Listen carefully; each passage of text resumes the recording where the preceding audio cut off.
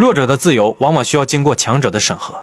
1945年，越南刚从日本占领下爬出来，胡志明站在河内宣布越南独立，他开口就引用美国的独立宣言：“你美国当年摆脱英国叫自由，我越南今天摆脱殖民，是不是也叫自由？”美国立即用炮弹回应：“你不是自由。”1858年，法国军队打到岘港，后来又打西贡。到了1880年代，越南基本被法国一步步套牢。南部法国直接拿走，越南中部和北部名义上还是保护地。保护地就是我是来保护你的，但你的财政我管，外交我管，军队我也管。你想不想被我保护不重要。法国大规模入侵越南之前，越南主要由阮朝统治。阮朝是越南最后一个王朝，是一个传统农业王朝，制度上是东亚传统儒家国家，皇帝、官员、科举、礼法、土地赋税一整套都有。但问题是，这套制度到19世纪时已经明显老旧了。法国来之前，越南传统村社也能维持基本秩序，儒家教育和科举给少数人提供了上升通道，农业社会也有自己的水利、土地、宗族相约体系。但越南的阮朝到了末期，该有的问题是少不了一点，搞发明他们不太懂，但搞各种苛捐杂税是很拿手。于是法国是带着军舰、大炮、合同和算盘来了。法国殖民以后，越南确实出现了一些新东西，铁路有了，港口有了，学校有了，医院也有了。法国带来的现代化确实像一个新版本上线，问题是版本更新了，但账号权限没给越南普通人。新技术刚来的时候，最先改变的往往不是普通人的生活，而是强者收割普通人心的方式。因此越南民众对法国的殖民反抗是十分激烈，但越南著名的安史起义就持续了近30年。但历史这东西很少按剧本走，越南人还没来得及把法国赶走，另一个狠角色先来了。1940年，法国本土被德国打近乎生活不能自理，法国自己都快保不住了，殖民地自然也开始漏风。这时候日本一看机会来了，于是日本军队进入越南、老挝、柬埔寨这一片。这下越南百姓的生活直接从法国单人吊打升级成为法日混合双打，法国人还在收税，日本人也来了要资源，越南老百姓夹在中间，感觉大概就是我只是想种个地，怎么突然进了国际服。此时最尴尬的其实是法国，法国以前在越南说是在保护，现在到了保护的时候了，是保护不了一点。一直到了1945年3月，日本直接动手把法国在越南的行政和军事体系一脚踢开。这时候整个越南突然出现了一个危险又宝贵的东西，权力真空。彼时法国被日本踹下台，日本快被盟军打崩。同时在二战期间，美国的富兰克林·罗斯福搞了个大西洋宪章，里面最重要的一条是民族自决，所有人民都有权选择自己生活在什么政府之下。这句话一出来，越南人民眼睛都亮了。其中一名叫胡志明的小伙子眼睛是尤为的亮，他早年在海外跑了很多地方，去过法国，也接触过民族解放运动，同时还加入过共产主义运动。他很早就明白一件事，想把越南人团结起来，不能一上来就讲一堆高深理论。胡志明抓住了一个最简单也最有杀伤力的口号：越南要独立。1941年，他推动成立了一个组织——越南独立同盟会。越南人反法国早就反了几十年，但问题是过去很多反抗是散的。胡志明和越盟做的就是把这些零散的不满拧成一句全国都能听懂的话：越南必须独立。他知道美国最爱讲自由，最爱讲独立，最爱讲人民选择自己的政府，那我就用你的话讲我的事。时间来到1945年8月，机会真的来了。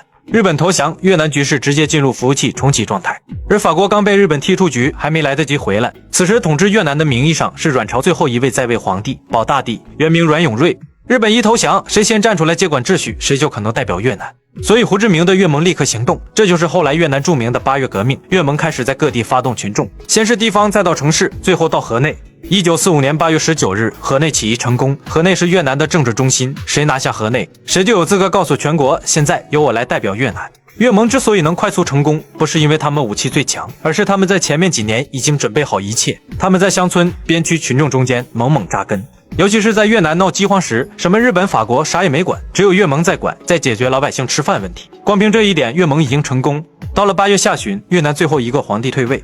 1945年9月2日，胡志明站上河内巴亭广场，正式宣布越南民主共和国成立。胡志明在当天开头引用了美国独立宣言：人人生而平等，拥有生命、自由和追求幸福的权利。这话美国人太熟了，胡志明的意思很清楚，你美国当年反英国殖民叫追求自由，我越南今天反法国殖民，凭什么不算？美国是二战后的超级强国，而且美国自己也是靠反殖民起家的。从道理上讲，美国最应该理解越南。但此时美苏冷战，美国已经不管你是不是自由，他只看你是不是站在我这边，并且对这个新政权完全不承认。美国不承认，法国就很开心了。法国刚刚经历二战，本土被德国打得尊严碎了一地，为了证明自己还是昔日欧洲第一强国，所以越南对法国来说不单只是资源，更是法兰西最后的体面。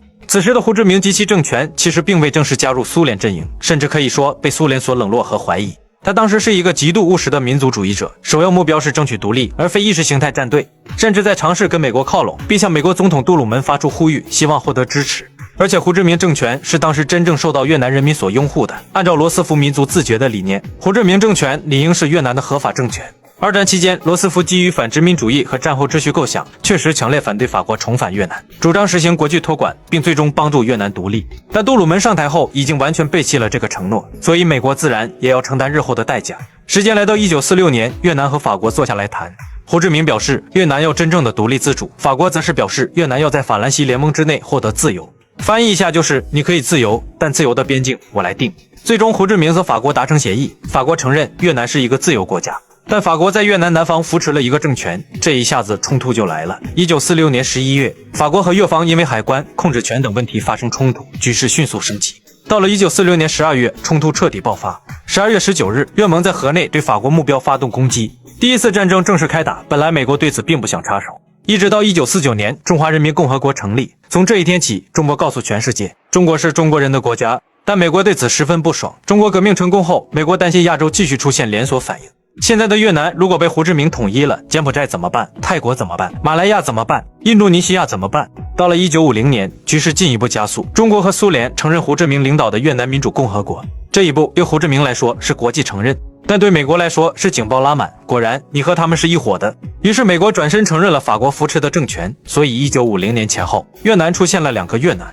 美国开始送钱送枪，甚至亲自下场。这场战争是二战后持续时间最长、最激烈的大规模局部战争之一。一个本来应该被当作民族自觉的问题，被一步步改写成了大国博弈。后来几十年里，无数法国士兵、美国年轻人都被卷进这场战争机器。他们很多人甚至没搞明白自己到底是在为谁的自由而死。这一场战直接就把美国二战后美元和黄金挂钩的布雷顿森林体系直接提前拖垮，让美国从二战后最大的债权国转变为最大的债务国。由于资源过度向军工倾斜，削弱了民用产业的竞争力，导致美国在1971年首次出现贸易逆差。总之，这是一场把美国拖入泥潭的战争。